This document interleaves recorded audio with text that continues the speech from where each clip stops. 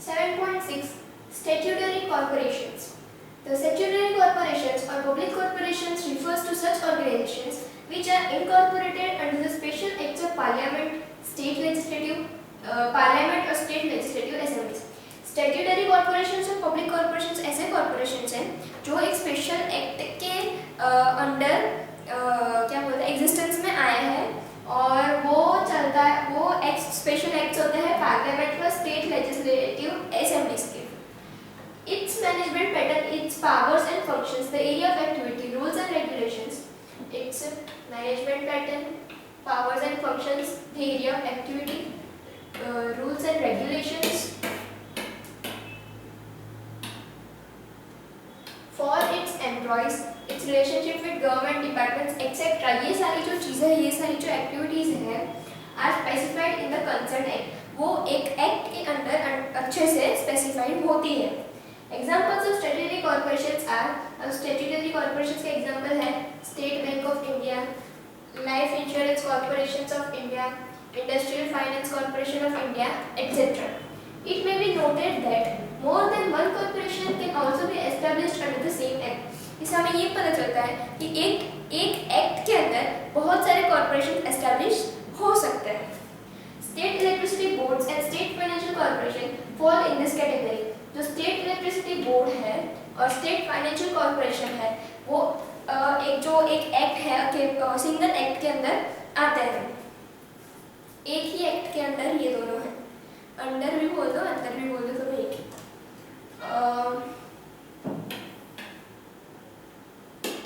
Features of statutory corporations. The main features of statutory corporations और public corporations. Statutory बोलना नहीं पा रहा मैं तो मैं public corporations बोलूँगी तो समझ जाना.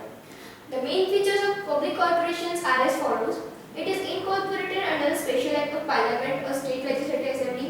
वो incorporate एक special act के through होता है जो act होता है पार्लियामेंट का या तो state legislative assembly का. It is an autonomous body and is free from government control in respect of its internal management.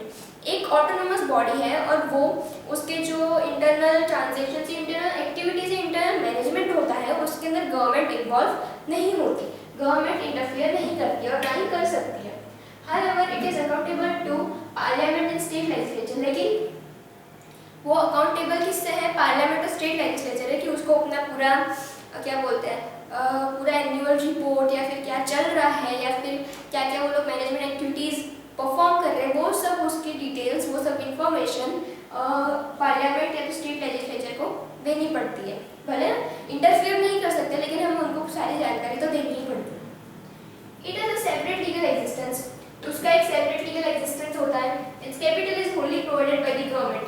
Government उसके मैनेजमेंट के अंदर इंटरफियर नहीं करती लेकिन उसका जो कैपिटल है वो पूरा गवर्नमेंट प्रोवाइड करती है. It is managed by boards of directors. वो बोर्ड्स ऑफ डायरेक्टर्स से मैनेज होता है which is composed of individuals who are trained and experienced in business management. Boards of directors के अंदर ऐसे लोग होते हैं जो जिसके पास जो ट्रेन होते हैं और जिसके पास एक्सपीरियंस होता है बिजनेस मैनेजमेंट का. The members of the board directors are nominated by the government. Boards of director मतलब कोई जगह पे इलेक्शन के through board of directors decide होता है लेकिन पब्लिक कॉर्पोरेशंस के अंदर गवर्नमेंट डिसाइड करती है board of directors. It is supposed to be self-sufficient in financial matters. However, in case of necessity, it may take loan and or seek assistance from the government. वो self-sufficient मतलब जो भी उसको capital की ज़रूरत होती है या कुछ पैसों की ज़रूरत होती है कोई भी एक्टिविटी में, कुछ पैसे नहीं बहुत सारे पैसों की ज़रूरत पड़ती है तो वो self-sufficient होती है. लेकिन अगर कोई कभी नहीं हुई तो या तो लोन भी ले सकती है और नहीं तो गवर्नमेंट के पास से मांग भी सकती है. The employees of these enterprises are recruited as per their own requirement by following the terms and conditions of recruitment decided by the board. तो ये कॉर्पोरेशंस में जो रिक्रूटमेंट होती है एम्प्लॉयज़ की वो वही बोर्ड्स ऑफ डायरेक्टर्स ने टर्म्स एंड कंडीशंस बनाए होते हैं, क्वालिफिकेशंस तय किए होते हैं. उसके अंदर अगर वो कोई इंसान आता है तो रिक्रूट होगा एम्प्लॉय के लिए.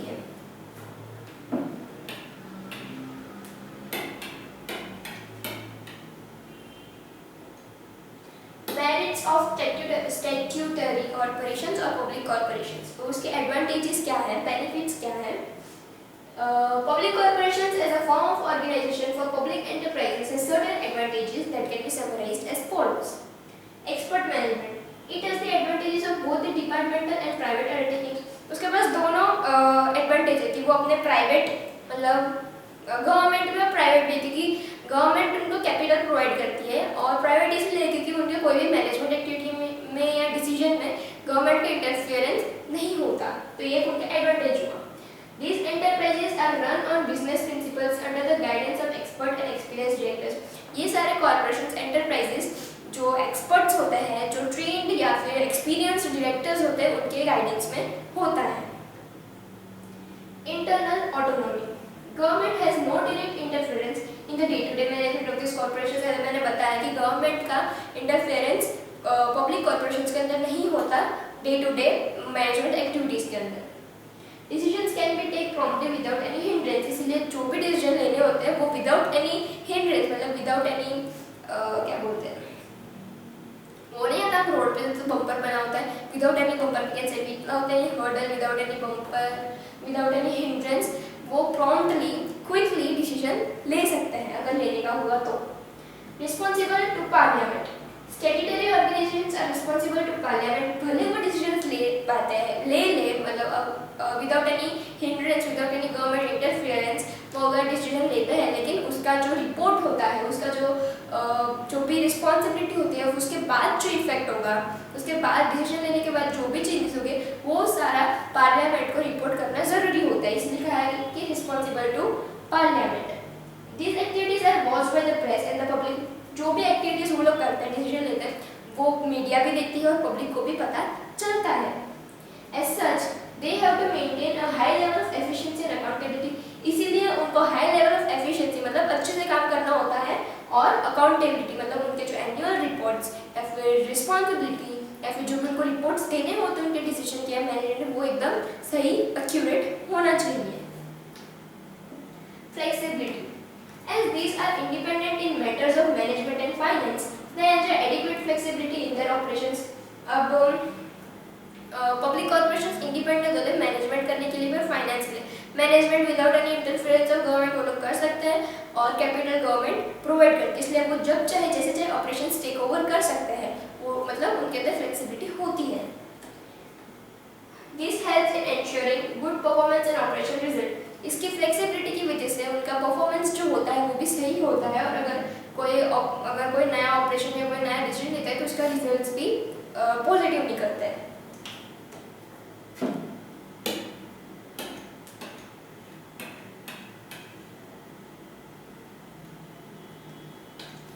Promotion of national interest, statutory corporations protect and promote national interest। The government is authorized to give policy directions to the statutory corporations under the provision of acts governing them। अब जो public corporations है ना वो कोई particular group या particular state या particular tribe के लिए नहीं बनता, लेकिन नेशनल इंटरेस्ट पूरे कंट्री का इंटरेस्ट वो पब्लिक कॉर्पोरेशंस के अंदर होना चाहिए, तभी वो पब्लिक कॉर्पोरेशंस होते हैं, बाकी नहीं। Easy to raise funds, being government owned statutory bodies, they can easily get the required funds by issuing bonds। Government enterprise है, गवर्नमेंट कॉर्पोरेशन है, तो उनको जब भी फंड्स की नीड होगी तब वो बॉन्ड इश्यू करेंगे पब्लिक और उसके थ्रू वो उनको फंड्स मिल जाएंगे, फंड्स रेज हो जाएंगे।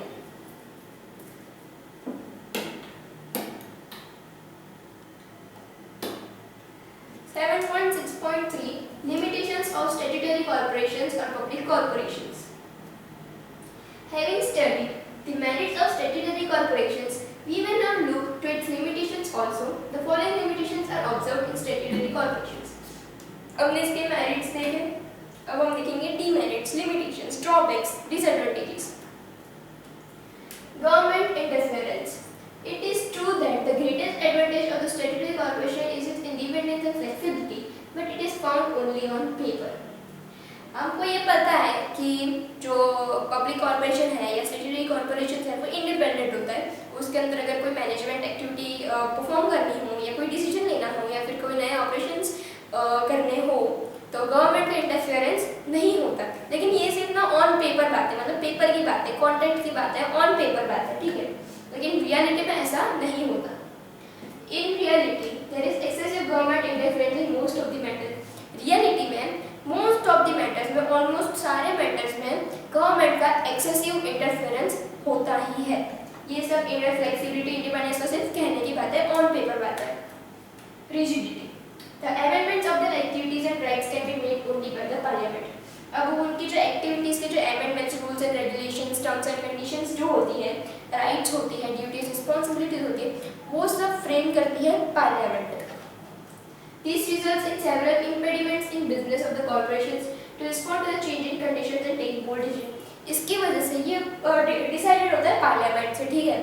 अब चेंजेस कोई लाने हो या फिर जैसे जैसे टाइम चलते हैं वैसे वैसे चेंजेस आता है, तो कोई बोल्ड डिसीजन लेना हो तो वो लोग ले नहीं पाते, क्योंकि उनके हाथ में होता ही नहीं है कि पॉलिसीज चेंज करें या फिर जो भी अमेंडमेंट्स बनाए वो चेंज करें, वो सब पार्लियामेंट के हाथों में। तब जब तक वो लोग पार्लियामेंट चेंज नहीं करेगा तब तक जो कॉर्पोरेशन है वो बोल्ड डिसीजन नहीं ले पाएगा। तो ये एक रिजिडिटी का लिमिटेशन है। Ignoring commercial approach, the statutory corporations usually face little competition and lack motivation of good performance. Statutory corporations का जो कंपटीशन होता है वो बहुत कम होता है, लेकिन जो उसका काम करने के लिए जो कॉन्फिडेंस चाहिए होता है, मोटिवेशन चाहिए होता है अच्छा परफॉर्म करने के लिए वो नहीं मिल पाता। Hence, they suffer from ignorance of commercial principles in managing their firm. इसलिए वो लोगों से कमर्शियल एक्टिविटीज से इग्नोरेंस फेस करते हैं, क्योंकि लाइफ इंश्योरेंस कॉर्पोरेशन है, ठीक है, तो उसके साथ कोई दूसरा क्या बोलते हैं कंपटीशन नहीं है ना, ठीक है। अगर हमें LIC नहीं लेनी तो हम कुछ और ले सकते हैं, नहीं ले सकते, हमें LIC ही लेनी पड़ेगी, उसके अगेंस्ट में उसके सब्सिट्यूट में कुछ और नहीं है, इसलिए कंपटीशन जो होता है वो बहुत कम होता है। इसकी वजह से उनको जो मोटिवेशन मिलना चाहिए गुड परफॉर्मेंस के लिए, अच्छा काम करने के लिए, एफिशिएंटली काम करने के लिए, वो नहीं मिल पाते। इसलिए हम ऐसा कह सकते हैं कुछ हद तक वो लोग इग्नोर, ये पब्लिक कॉर्पोरेशन इग्नोर हो जाते हैं।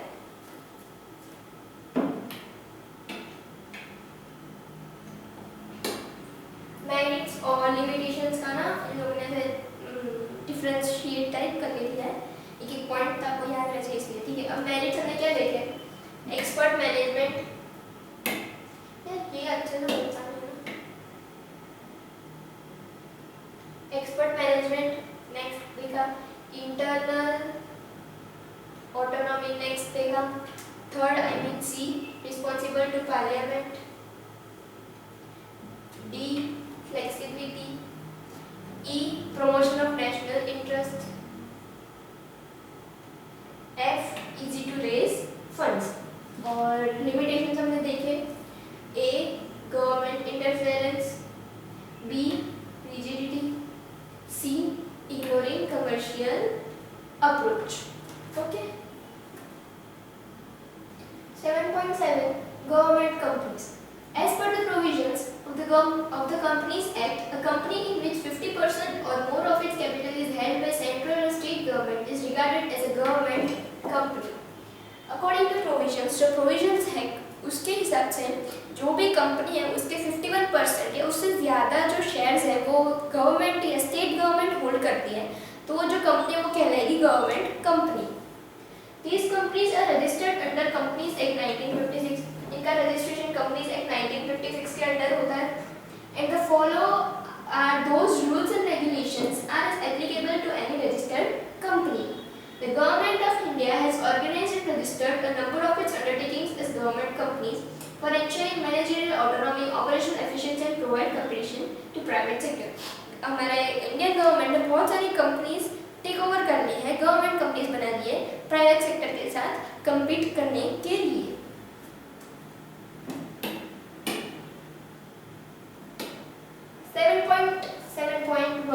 Features of government companies. Government companies के फीचर्स क्या होते हैं? The main features of government companies are as follows. It is registered under the companies act 1956। It is a separate legal entity, वो एक separate legal entity है।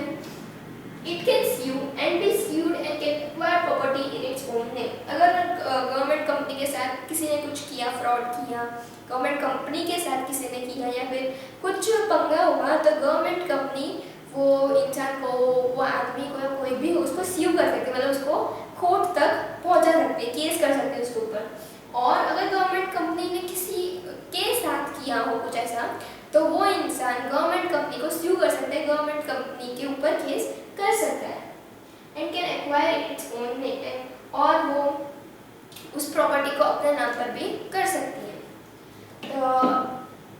Annual reports of the government companies are required to be presented in the parliament. जो annual reports होते हैं government company के, वो mandatory होता है कि वो पार्लियामेंट में क्या बोलते हैं, प्रेजेंट हो। द कैपिटल इज होलली और partially provided by the government. जो कैपिटल होता है वो पूरा फुल्ली या तो पार्शियली गवर्नमेंट प्रोवाइड करती है। In case of partially owned company the capital is provided both by the government and private sector. अगर पार्शियली ओन्ड कंपनी हो, आधा प्राइवेट सेक्टर आधा गवर्नमेंट होल्ड करती है, तो जो कैपिटल है वो मतलब पार्शियली प्रोवाइड होगा, मतलब गवर्नमेंट कंपनी थोड़ा कैपिटल प्रोवाइड करेगी और public sector I mean private sector थोड़ा कैपिटल प्रोवाइड करेगा। But in such a case central और state government must own at least 51 shares of the company. लेकिन ऐसे केस में भी 51% या 51% से नहीं 51% तो गवर्नमेंट होल्ड करनी ही चाहिए। It is managed by the boards of directors as usual. इसका मैनेजमेंट करते हैं boards of directors, or the directors or the majority of directors are appointed by the government depending upon the extent of private participation. Most of the almost सारे directors government appoint करती है, या तो कह लो कि मतलब सारे ही government ही appoint करती है, ठीक है, उनके पार्टिसिपेशन के हिसाब से, उनके एक्सपीरियंस के हिसाब से, उनके ट्रेनिंग के हिसाब से।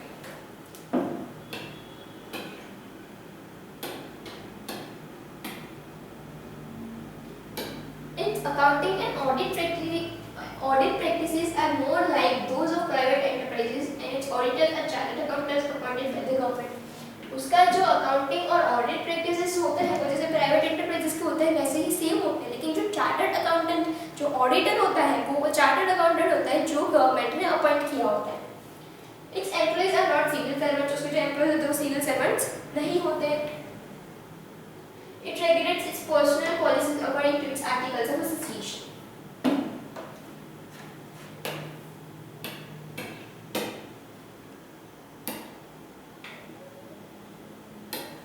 7.7.2 Merits of government companies. The merits of government company for organizing a public enterprise are as follows. अब हम पढ़ेंगे गवर्नमेंट जो merits है गवर्नमेंट कंपनीज के, जो बेनिफिट्स जो एडवांटेजेस हैं वो। Simple procedure of establishment. A government company as compared to other public enterprises can be easily formed as there is no need to get a bill passed by the parliament or state legislature. It can be formed simply by following the procedure laid down by the Companies Act. अब जो government company का establishment है जो उसको वो बहुत simple procedure के through हो जाता है। जो दूसरे पब्लिक एंटरप्राइजेस है उसका जो प्रोसीजर होता है वो बहुत लंबा होता है, लेकिन जो गवर्नमेंट कंपनी का जो प्रोसीजर है वो बहुत छोटा होता है, क्योंकि उसके अंदर कोई ऐसी ज़रूरत ही नहीं पड़ती कि वो पार्लियामेंट में स्टेट लेजिस्लेचर में जाके बिल पास करे। गवर्नमेंट कंपनी के लिए कोई ज़रूरत नहीं होती इस चीज़ की, उनको सिर्फ जो प्रोसीजर कंपनीज एक्ट के अंडर होता है वो फॉलो करना पड़ता है। Efficient working on a business line. The government company can be run on business principles. जो भी बिजनेस प्रिंसिपल्स होते हैं उसके मतलब उसको फॉलो करके गवर्नमेंट कंपनी चलती है। It is fully independent in financial and administrative matter. Government company जो होती है वो फुली इंडिपेंडेंट होती है, कोई भी फाइनेंशियल एडमिनिस्ट्रेटिव मैटर होता है उसके अंदर। It's boards of directors usually consist of professionals and independent persons of repute. जो बोर्ड्स ऑफ डायरेक्टर्स होते हैं वो कुछ प्रोफेशनल्स होते हैं, कुछ ऐसे रेप्यूटेटेड लोग होते हैं। Efficient management. As the annual report of the government company is placed before both the houses of parliament for discussion, its management is cautious in carrying out its activities and ensures efficiency in managing the business. अब इसका जो annual report है वो parliament या state legislature के सामने रखना होता है, ठीक है। तो उसके लिए रखने से पहले जितने भी एक्टिविटीज़ है, जितने भी रिपोर्ट्स है, जितने भी मैटर्स है वो सारे क्लियर होने चाहिए, वो सारे एफिशिएंटली प्रेजेंटेड होने चाहिए। मतलब आई मीन उनके सामने प्लेस करना होता है, प्रेजेंट करना होता है, इसलिए वो सारे रिपोर्ट्स मतलब एफिशिएंटली ही करते हैं, सारे मैटर्स एफिशिएंटली ही सॉल्व करते हैं। अगर कोई डिसीजन भी लेना होता है तो वो भी बहुत प्रॉम्प्ट डिसीजन लेते हैं, क्योंकि उनको एंड में जाके एनुअल रिपोर्ट गवर्नमेंट को सबमिट करना होता है। Healthy competition. These companies usually offer a healthy competition to private sector and thus ensure availability of goods and services at reasonable prices without compromising on the quality. जो ये government companies का जो competition है वो बहुत healthy होता है, उसका कंपटीशन होता है प्राइवेट सेक्टर के साथ, इसीलिए वो जो private sector good goods and services provide करती है वही गवर्नमेंट कंपनीज करते हैं विद अ रीजनेबल रेट, और रीजनेबल रेट से प्रोवाइड करती है, प्राइवेट सेक्टर से कम रेट्स में प्रोवाइड करती है, और क्वालिटी में भी कोई डिफरेंस नहीं होता, अच्छी क्वालिटी ही प्रोवाइड करती है।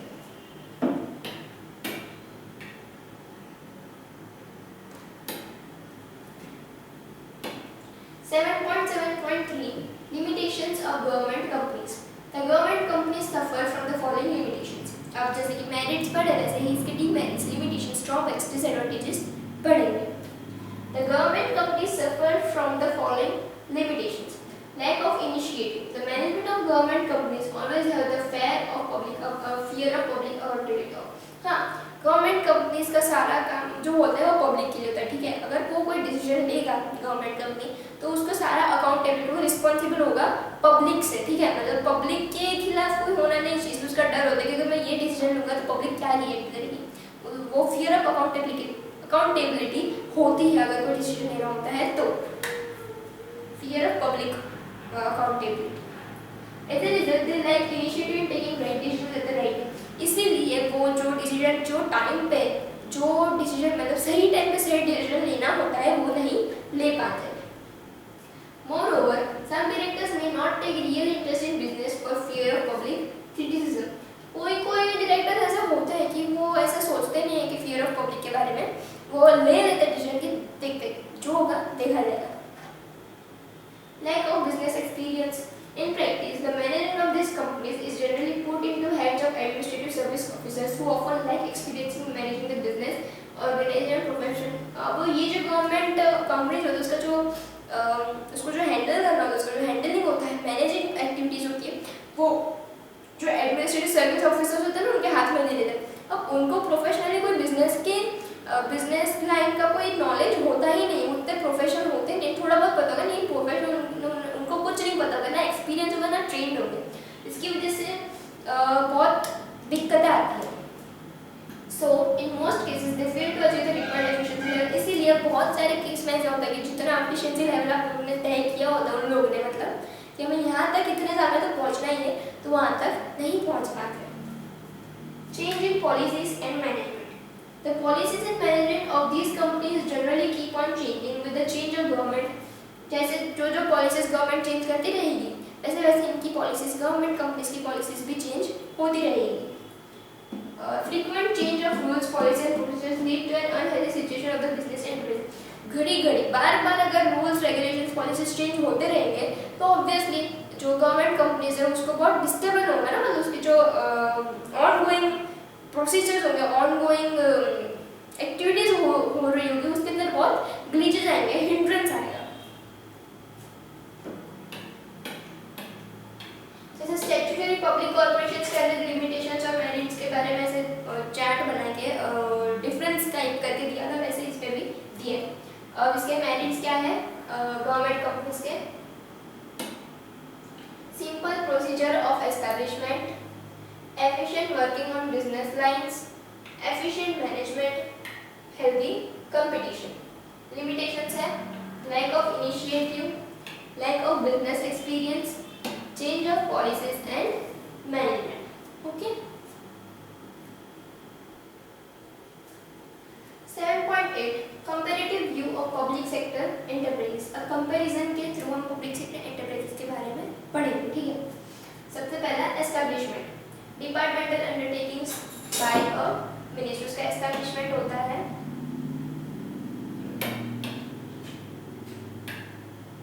बाय अ मिनिस्ट्री, ठीक है. पब्लिक कॉर्पोरेशंस का establishment by the parliament under special act.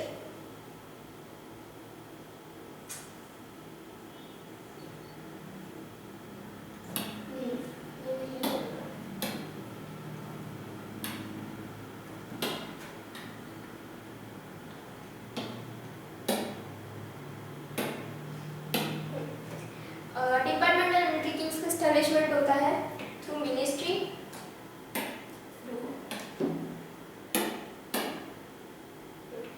Departmental undertakings का एस्टैब्लिशमेंट होता है बाय मिनिस्ट्री. पब्लिक कॉर्पोरेशन का एस्टैब्लिशमेंट कौन करता है? By the parliament under a special act. Government companies का एस्टैब्लिशमेंट बाय मिनिस्ट्री विद और विदाउट प्राइवेट पार्टिसिपेशन, ठीक है. नेक्स्ट है लीगल स्टेटस। अब डिपार्टमेंटल अंडरटेकिंग का लीगल स्टेटस क्या होता है? No separate entity distinct from the government, कोई सेपरेट एंटिटी नहीं होता। पब्लिक कॉर्पोरेशन का क्या होता है? Separate entity to sue and be sued. Government companies का separate corporate existence. Capital, departmental undertaking से कैपिटल कहाँ से प्रोवाइड होता है, कहाँ से आता है? Provided out of budgetary of appropriation. Public corporation का कैपिटल आता है provided Holi by the government, और गवर्नमेंट कंपनीज का कैपिटल आता है part of it will be provided by private entrepreneurs.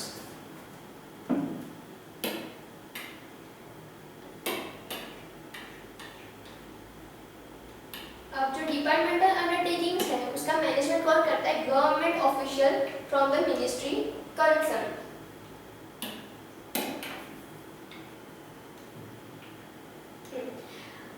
जो क्या बोलते हैं, कौन सा ये क्या था?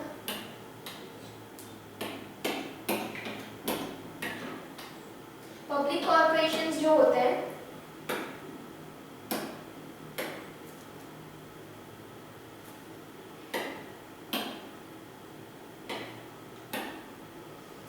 पब्लिक कॉर्पोरेशंस जो होते हैं उनका मैनेजमेंट करते हैं बोर्ड्स ऑफ डायरेक्टर्स, और जो गवर्नमेंट कंपनीज होती है उसका मैनेजमेंट करते हैं बोर्ड्स ऑफ डायरेक्टर्स में इंक्लूड प्राइवेट इंडिविजुअल्स। ठीक है। अब control and accountability, departmental undertakings का कंट्रोल एंड अकाउंटेबिलिटी किसके साथ होता है? तो होता है control vests with the minister and the ministry concern. Public corporations का कंट्रोल एंड अकाउंटेबिलिटी किसके साथ होता है? पार्लियामेंट के साथ। और गवर्नमेंट कंपनीज का अकाउंटेबिलिटी और कंट्रोल किसके साथ होता है या किसके हाथों में होता है? Government ministry concern. Autonomy, departmental undertakings की ऑटोनॉमी क्या होती है? नो ऑटोनॉमी, उसकी ऑटोनॉमी नहीं होती। Works as a part and parcel of the government. Public corporation की ऑटोनॉमी क्या होती है?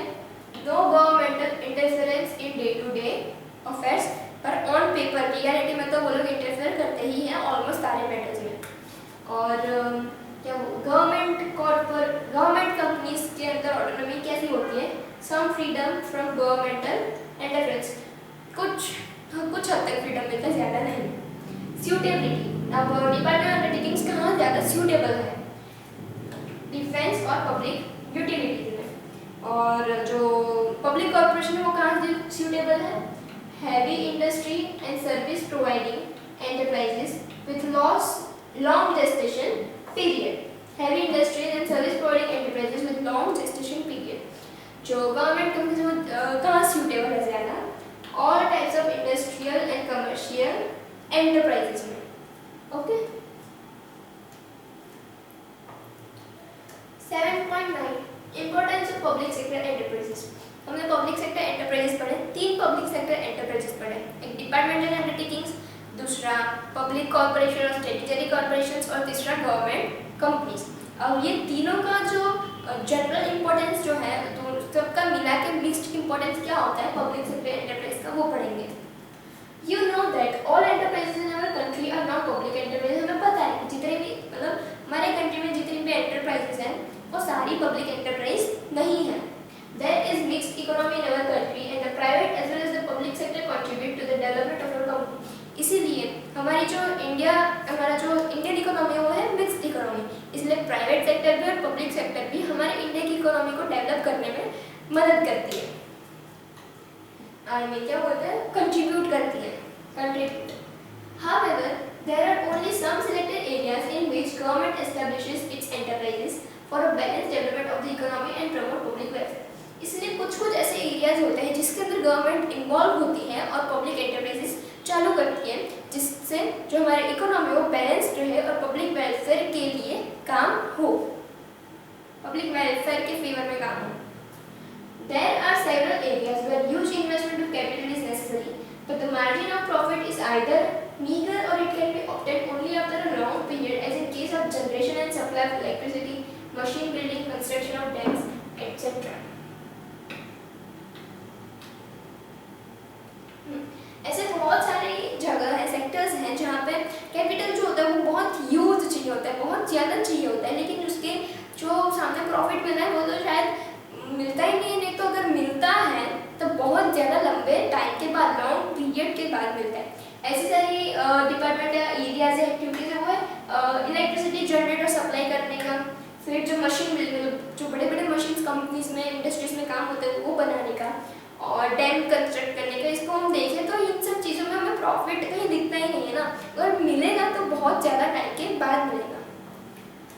लेकिन इनका जो कैपिटल चाहिए होता है वो बहुत ह्यूज अमाउंट में चाहिए होता है। The private businessmen hesitate to establish their enterprises in these areas, but they cannot be neglected in public interest. हाँ, जो प्राइवेट बिजनेसमैन होते हैं वो ये सारे एरिया में इन्वेस्ट करने के लिए डरते हैं क्योंकि सामने प्रॉफिट उनको मिलने नहीं वाला और ह्यूज अमाउंट ऑफ कैपिटल चला जाएगा। इसीलिए पर पब्लिक वेलफेयर, ये सारी जो चीज़ें वो पब्लिक इंटरेस्ट की चीज़ें पब्लिक के लिए होनी चाहिए, अगर नहीं हुई तो बहुत ज़्यादा गड़बड़ हो सकती है, इसलिए हम वो भी निगलेक्ट नहीं कर सकते। Similarly, the public enterprises also help in balanced regional development by promoting industries in every part of the country. इसीलिए पब्लिक एंटरप्राइज भी इंडिया के हर एक पार्ट में चलती है और इकोनॉमी को प्रमोट करती है, सही ना? हाँ, बैलेंस रीजनल डेवलपमेंट को प्रमोट करती है। For example, with the establishment of Bhilai steel plant in Madhya Pradesh, several new small industries have come up in that state. इसलिए अगर कोई एक गवर्नमेंट अगर इनिशिएटिव लेगी तो दूसरे सारे प्राइवेट बिजनेसमैन या एंटरप्राइज को भी मोटिवेशन मिलेगा कि हाँ हम भी कर सकते हैं, इधर प्रॉफिट मिलेगा। इसलिए मध्य प्रदेश में जो भिलाई स्टील प्लांट किया उसकी वजह से बहुत सारी छोटी छोटी इंडस्ट्रीज भी क्या बोलते हैं एग्जिस्टेंस में आई।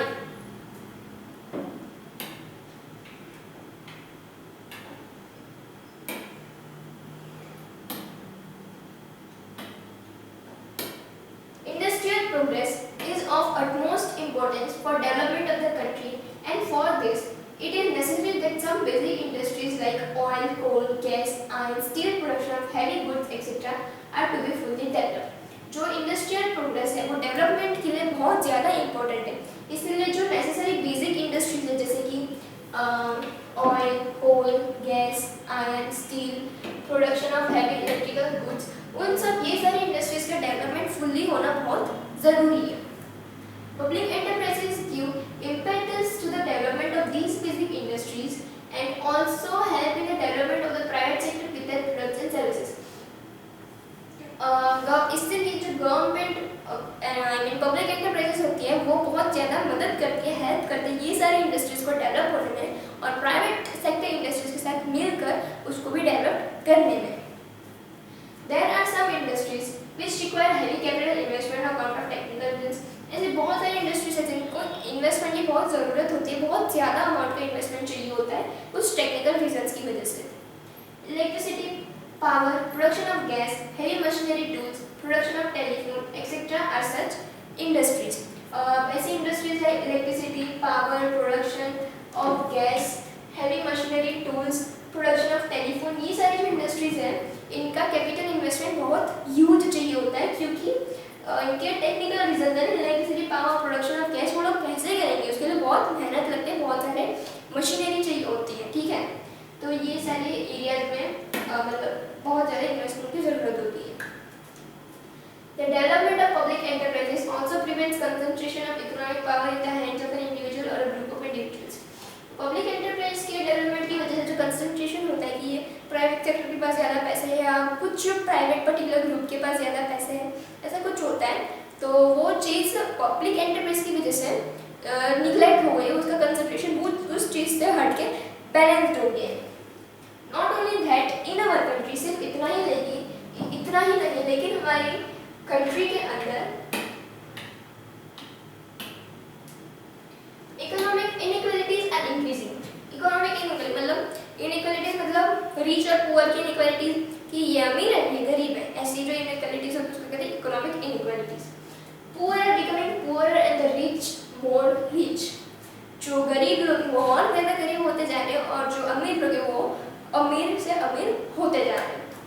The public enterprises can help in reducing inequalities with the help of various policies like utilizing the earned profits in public welfare activities and by selling raw material to the small scale industries at lower prices.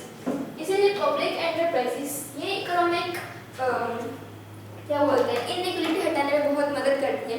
जो भी public enterprises establish करने के बाद जो भी profit आता है वो प्रॉफिट पब्लिक वेलफेयर में ही यूज़ कर पब्लिक का जो इकोनॉमिक इनइक्वलिटी वो हट सकती है। फिर एट अ रीजनेबल रेट या फिर फ्री में या फिर कुछ ऐसे तरीके से जो स्मॉल स्केल इंडस्ट्रीज है उनको रॉ मटेरियल्स प्रोवाइड करके भी इकोनॉमिक इनइक्वलिटीज हट सकती हैं जो ये पब्लिक एंटरप्राइजेस करती हैं। It is also necessary for the economic progress of the country that industries which can decrease imports and increase exports are only promoted. ये भी जरूरी है कि इकोनॉमिक प्रोग्रेस करने के लिए ऐसी इंडस्ट्रीज ज़्यादा प्रमोट होनी चाहिए जिनका जो एक्सपोर्टेशन है वो कम है और जो इम्पोर्टेशन है, जो इम्पोर्ट होता है चीज़ें वो ज़्यादा है।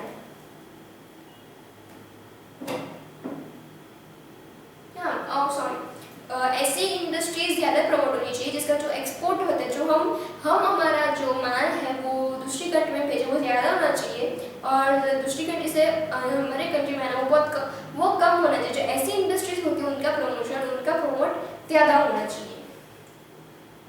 Public enterprise also ensure promotion of such industries. Public enterprises भी ये चीज़ें एंश्योर करती है कि ऐसी ही इंडस्ट्री का प्रमोशन हो।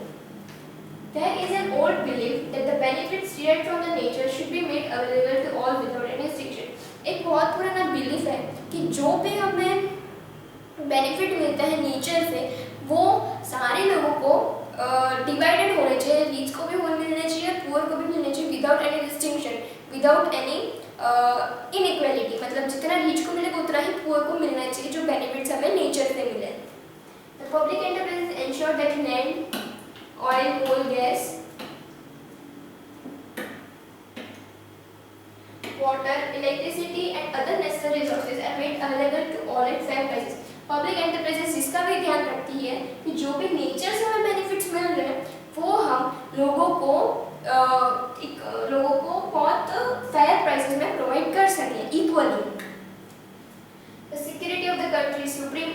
Obviously, कंट्री का जो सिक्योरिटी है वो सबसे पहले होना चाहिए। There should be no compromise in ensuring this. इसलिए ये सिक्योरिटी में इंडिया की कंट्री की सिक्योरिटी में कोई भी कॉम्प्रोमाइज नहीं होना चाहिए। The production of fighter aeroplanes, arms and ammunition, etc., connected with the security of the country is put under the domain of public enterprise for the purpose. इसलिए जो फाइटर एयरप्लेन्स, आर्म्स और अम्यूनिशंस जो होते हैं वो पब्लिक एंटरप्राइजेस ही उसके domain के अंदर ही आते हैं, पब्लिक एंटरप्राइजेस के डोमेन के अंदर ही आते हैं। Thus, public welfare plan economic development of the country, regional balance, जो public welfare plan economic development of the country, regional balance, import substitution and checking concentration of economic power are the major goals achieved through public enterprises. ये सारा जो है public welfare plan economic development of the country, regional balance, import substitution and checking concentration of economic powers,